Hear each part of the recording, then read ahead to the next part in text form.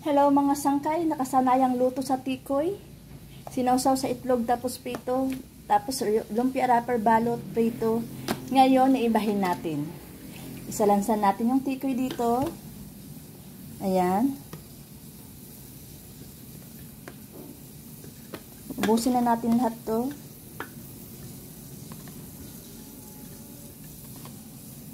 Pwedeng merienda, pwedeng dessert. Ayan. Salansan natin. Then, kukuberan natin ng plastic. Huwag na pala natin kuberan. May pinapakulo na akong tubig doon. So, i-steam natin. Tapos, makikita nyo mamaya sa dulo kung anong gagawin natin sa nyug. Kung anong gamit nito. Tara. Ayan nga mga sangkay. Kumukulo na yung tubig ng aking steamer. So, ilalagay natin to. Steam natin ang tikoy. Hayaan natin ng ilang minuto. Kung mga 10 minutes pwede na, so balikan natin. Ayan nga mga sangkay, tingnan natin. Ayan, pwede na, malambot na. Wala pang 10 minutes. Siyempre sisilipin nyo para malaman nyo kung pwede na. So, tatanggalin na natin. Off na natin apoy. Tanggalin na natin. Ayan, samahan nyo ako. Lapag natin, dahil mainit, gamit tayo ng kutsara. Ngayon, itong nyog, ilalagay na, natatanggalin natin isa-isa. Isasawsaw natin siya sa nyog ngayon. Ayan. Para maiba. Parang labas nito ay palitaw. Para maiba naman ang luto ng tikoy nyon. Mga sangkay, malinis ang aking kamay. Sawsaw natin isa-isa. Ibalik natin dito. Tanggalin ang isa. Ito pa isa. Ganyan lang. Sausaw natin.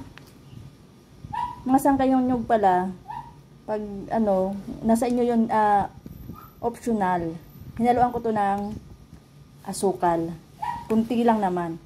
Pero ang iba, kung ayaw ng matamis, wag na kasi ang tikoy ay matamis na. Ayan, para maiba ang ating tikoy.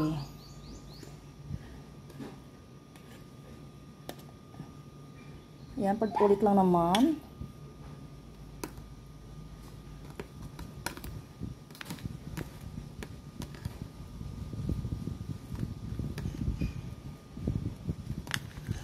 Mukhang masarap siya mga sangkay, oh. Yung nyug na to ay nagbawas ako kanya sa aking ginataang langka. Sobrang dami, 4 kasing pirasong pinabili ko. Ang dami naman, nagbawas ako para maiba.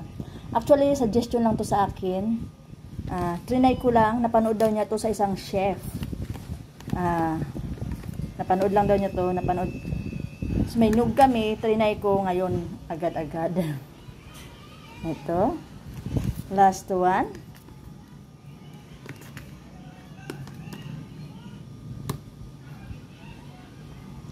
Ayan na nga mga sangkay, ito na.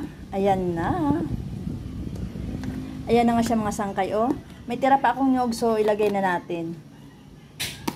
Para hindi masayang. Ayan, di ba? Para siyang pichi-pichi, para palitaw, style ganon. Done. Done. Ayan guys, thank you for watching para maiba ang ating tikoy. Have a great day everyone.